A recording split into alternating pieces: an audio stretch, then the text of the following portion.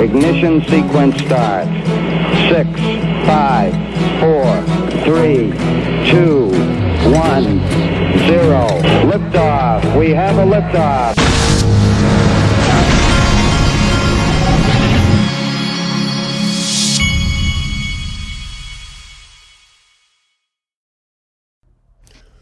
Hey everybody, this is the Digital Asset Investor.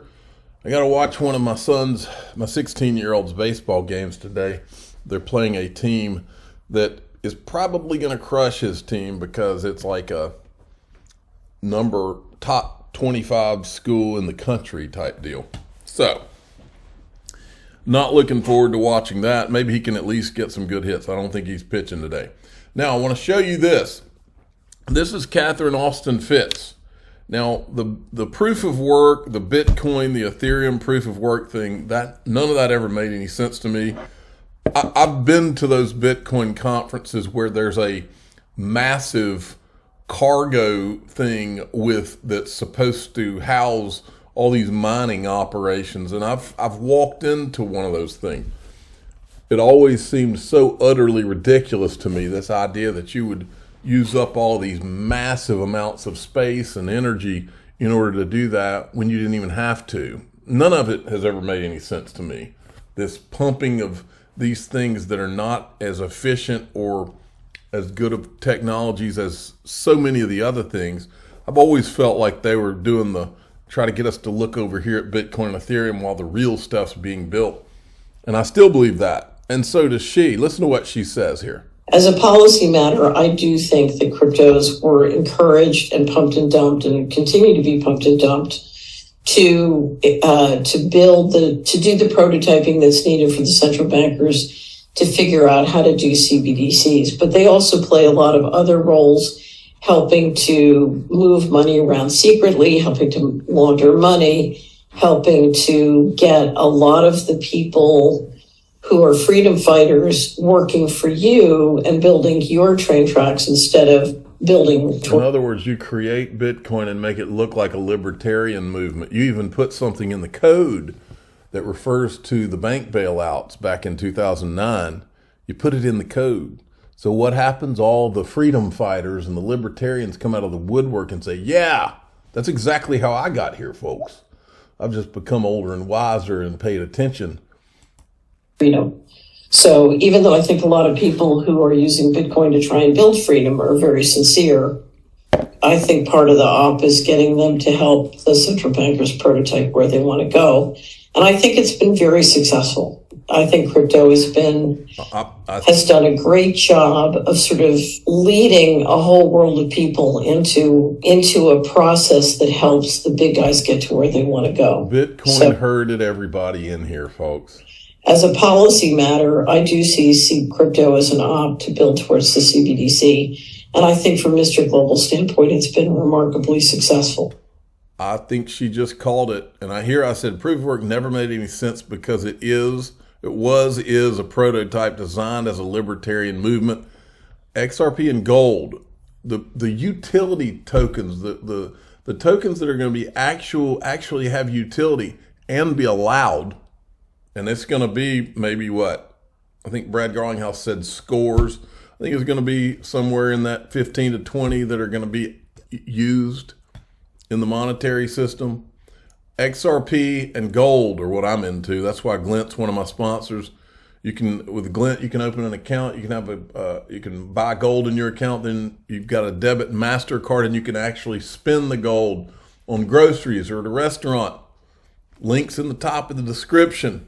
Go check it out. Look what's happened with XRP today. We went over 40 cents. It's up over 7 days. This was around 10% just a little bit ago. For the quarter, up 7.68%. There's a lot of altcoins that seem to be moving right now. Now we've heard Brad Garlinghouse refer to Ripple, compare Ripple to Amazon. Here's Chris Larson. This is a clip I had never seen from Chris Larson. I found it this morning. Listen to Chris Larson.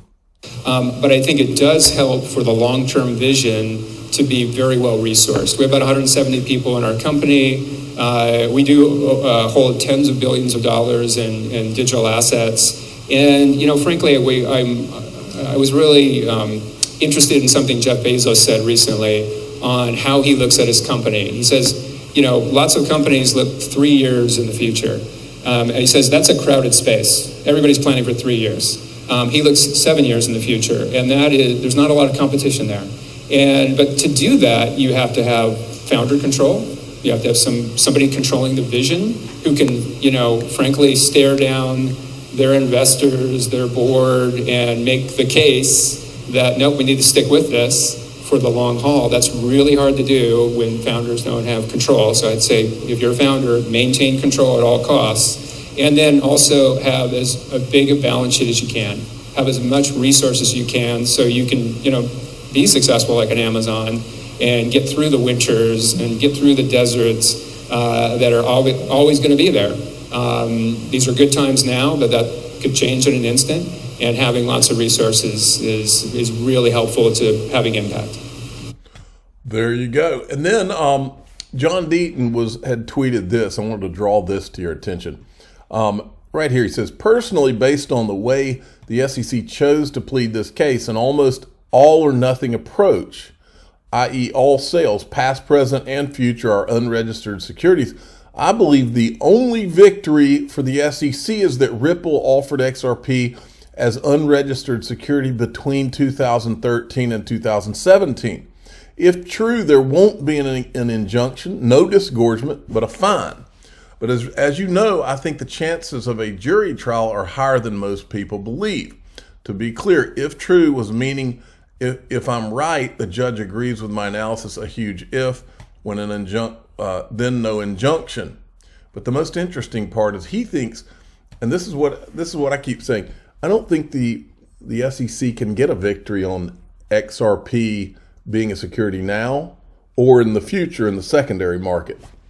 And so I think that's kind of what John's saying there, is that in this judgment or whatever comes, they could point back to some sales that went on between 2013 and 17, say those were securities transactions, but not XRP itself and not XRP in the secondary market going forward.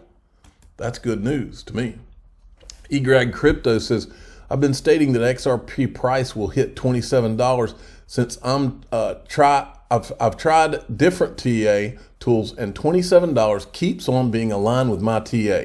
When XRP finishes the second part of the W formation and closes monthly candle above $2.20, I will long it to Valhalla. All right. And then he did this one, XRP 40 days. XRP has been ranging for 40 days. Although some alts are popping like popcorn, the more alts pop and Bitcoin moves up, the more I feel energetic and enthusiastic about the avalanche of money will be flowing into XRP. I like the sound of those tweets. Now, Bank of Russia to launch the next phase of the digital ruble pilot project with transactions between individuals and businesses. So as Gary Gensler holds up the U.S., we still have Russia and China moving forward. Then Eleanor Terrett says, okay, I'm back, shaking it off and moving forward. I didn't even know that she had left, but I think she must have left because of she had accidentally reported that Circle had gotten a Wells notice from the SEC and it was not right, but she immediately corrected it. And to Eleanor Terrett, I would say, look, we're all human. You're going to get things right and wrong. It happens, but that doesn't mean you stop. You just correct it and move on. All right. Then there's this. Wheezy has found that Caroline Pham. Now, Caroline Pham's the lady at the CFTC that was going around trying to be the next crypto mom. And then we find out from Thinking Crypto's inside source that the CFTC is working with the White House and the SEC and all these others on the crypto crackdown. So I asked her, are you guys helping with the crypto crackdown? And then Wheezy finds this. Just so turns out that Caroline Pham was at Sullivan Cromwell the same time as Jay Clayton. Then Kristen Johnson was at Simpson Thacher the same time as William Hinman. Can't make this up. It's all a club. That's just great. Then we've got this. Today, Bloomberg put out the SEC is being ruthless and creative about expanding its power, and the crypto industry seems to be playing catch up. And so I asked When New Day Coming to Tom Emmer, Patrick McHenry, and Bill Huizenga. And John Deaton had addressed this in the last couple of days. Congress isn't going to step in before 2025. It will not happen. The Senate isn't bringing Gary Gensler before the Banking Committee until September. Elizabeth Warren gives him the questions and answers anyway. And the Financial Services Committee might not be until June. The fight is in court, folks. Oh, the irony. XRP is literally, very possibly, going to be the only digital asset with regulatory clarity because it went through this lawsuit. I mean, you can literally see it forming right now, folks. Then this is Senator Bill Hagerty. I'm hearing examples of companies in crypto space being debanked by U.S. banks, and then he goes on, make no mistake, this Operation Choke Point 2.0 is an extreme overreach from banking regulators, and they should expect to hear from Congress soon. I say, blah, blah, blah. You guys are all talk. You haven't done anything. And apparently, you're not going to do anything for a long time. Nauseating. I'm the digital asset investor. I'm not an investment advisor. This is for entertainment purposes only. Please subscribe, hit the like button, and tell your friends and family that my son's team might very well get crushed today. Maybe they'll get lucky.